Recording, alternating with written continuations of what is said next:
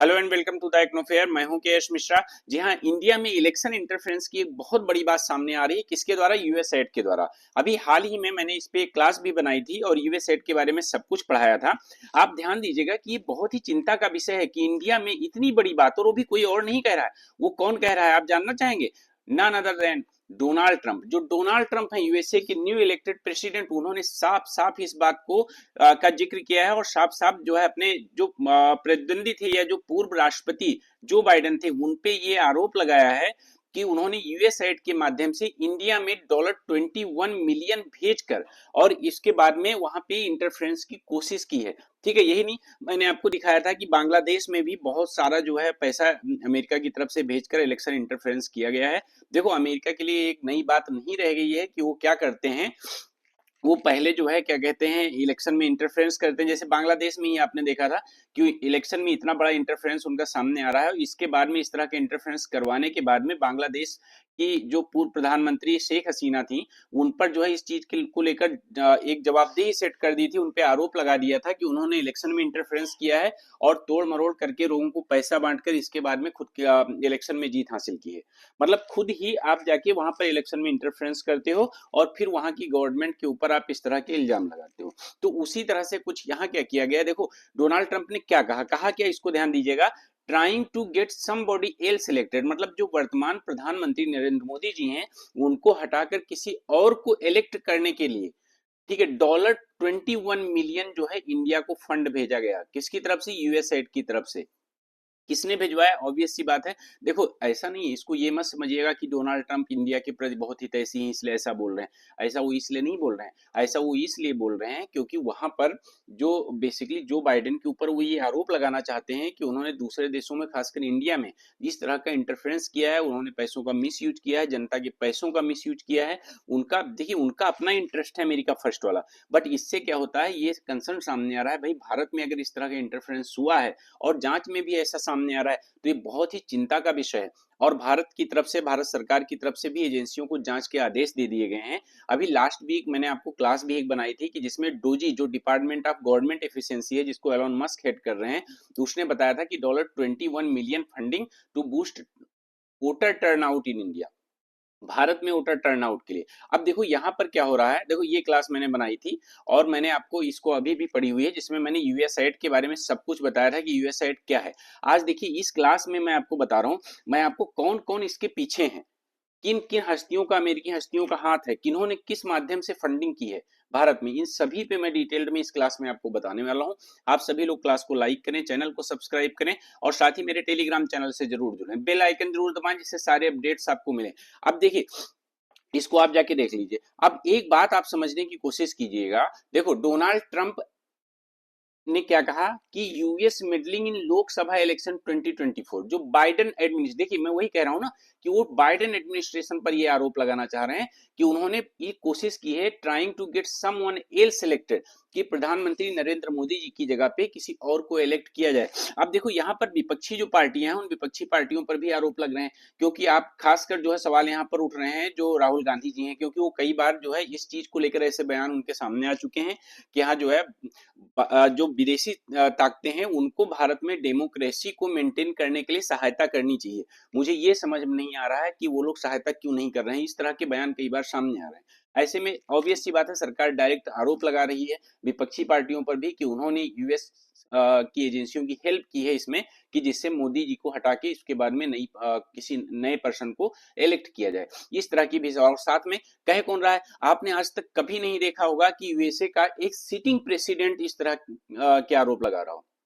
यहाँ भाई फला देशों में, अब देखो अगर मैं बात करूं, देखो इन्होंने बेसिकली बाइडेन एडमिनिस्ट्रेशन, और कुल मिला के ये है कि बाइडेन पर ये आरोप लगाकर, और बाइडेन और इनकी नहीं बनती आप सभी जानते हैं। लेकिन अब देखो यूएसएड ने जो बेसिकली इंडियन पोल्स में इस तरह से किया है, आपको मैं बताऊं कि जैसे अगर अमेरिका, और बात करें अगर अमेरिका की, तो अमेरिका इस मामले में बहुत सख्त है। अमेरिका क्या करता है, अगर उसको लगता है इलेक्शन में इंटरफेरेंस हो रहा है तो तुरंत जवाब। आप एक बार सोच के देखिए कि अगर यही काम इंडिया ने यूएसए के इलेक्शन में किया होता तो क्या होता, पूरी दुनिया में हल्ला मचा होता। अमेरिका पूरा अमेरिका, अमेरिका के जो सहयोगी देश हैं पूरे भारत के पीछे पड़ चुके होंगे। सोच के देखिए। लेकिन अमेरिका यही काम कर रहा है। वो तो चलो ठीक है कि एक डिपार्टमेंट बनाया गया है कि हाँ जो बाइडेन या जो पुरानी गवर्नमेंट थी उसने जनता का पैसा कहाँ खर्चा किया है, उस पे जो है उस पे इंक्वायरी बैठाई जाए, उसका पूरा ट्रांसपेरेंसी मेंटेन किया जाए, तो उससे ये चीजें सामने आ रही हैं। और बाइडेन को घेरने के लिए जो है ट्रम्प प्रशासन इस तरह की जो है सारी चीजों का खुलासा भी कर रहा है। ये तो एक अलग बात हुई।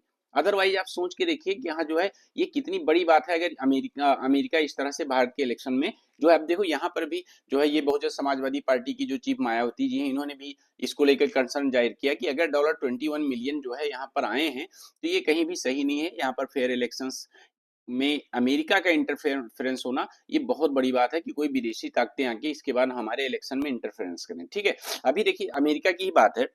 अमेरिका ने रसिया पर बहुत बड़ा आरोप लगाया था और कहा था कि रसिया ने जो है अमेरिका में जो है इलेक्शन में इंटरफेरेंस किया है। और इलेक्शन में इंटरफेरेंस करने का आरोप लगाया था कि उसने जो है एड क्रिएट करने के लिए अमेरिका में वोटर टर्नआउट के लिए लगभग 10 मिलियन खर्च किए।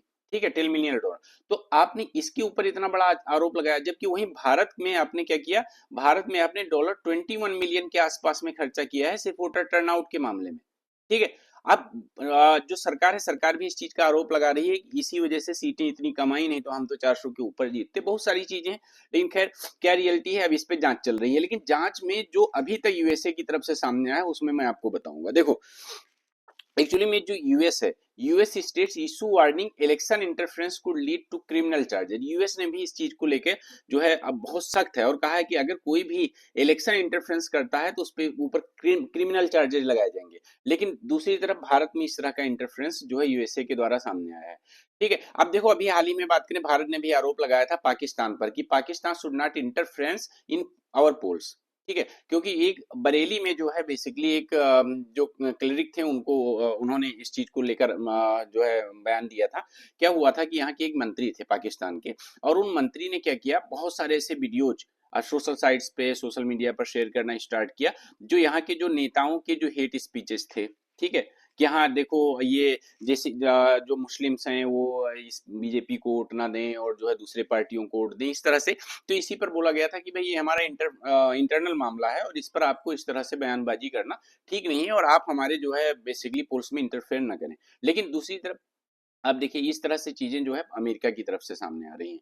ठीक है, अब देखो एक चीज मैं आपको बताना चाहूंगा कि ध्यान से समझिएगा कि देखिए अब देखो इंडियन गवर्नमेंट ने क्या कहा है कि जो ये $21 मिलियन का यूएस एड के द्वारा फंडिंग किया गया है, ये डीपली कंसर्निंग है और जांच का विषय है। और इसी वजह से गवर्नमेंट ने क्या कर दिया है, गवर्नमेंट ने दे दिए हैं जांच के आदेश। ठीक है, और अब जांच के जब आदेश दे दिए हैं तो जाहिर सी बात ये भी जांच की जाएगी कि यहाँ पर इन एजेंसियों की सहायता किसने की और किन किन एजेंसियों को यूएसएड से या किसी एनजीओ को किस माध्यम से पैसा भेजा गया है।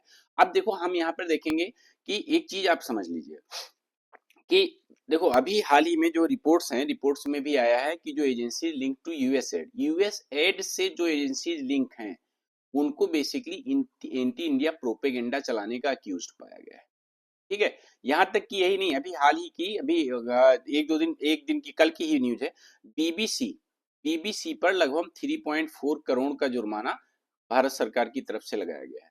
ठीक है, अब यही आप समझिए एक चीज और, अब देखिए ये एक इसमें एक संस्था सामने आ रही है। वो संस्था कौन सी है, हेनरी लूस फाउंडेशन।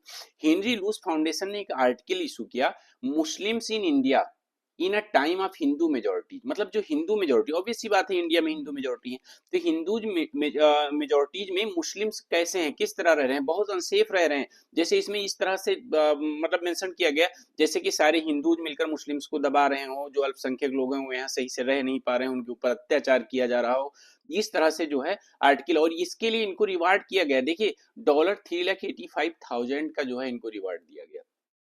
ठीक है, अब देखो दूसरी तरफ इसी फाउंडेशन की मैं अगर बात करता हूं, इसने एक और जो है 2020 में क्या किया था, एक रिपोर्ट प्रकाशित की थी। क्या लिखा था, countering religious violence and intolerance in Myanmar, Indonesia and India. मतलब इंडिया, इंडोनेशिया और म्यांमार में किस तरह से जो है रिलीजियस वायलेंस हो रहा है, इसको लेकर भी रिपोर्ट प्रकाशित की थी। और इसमें भी इसको $3 लाख का लगभग में क्या कहते हैं इनाम दिया गया था। अब आप इस तरह से समझिए कि किस तरह से इस फाउंडेशन या अमेरिकी फाउंडेशंस के द्वारा भारत में ये सब किया जा रहा है। अब देखो यही एक सामने नाम आ रहा है कि जॉन जे हैमरे, इन्होंने बेसिकली जो, अगर हम बात करें तो जो centre for strategic and international studies हैं CSIS, इसके भी जो है सीईओ हैं।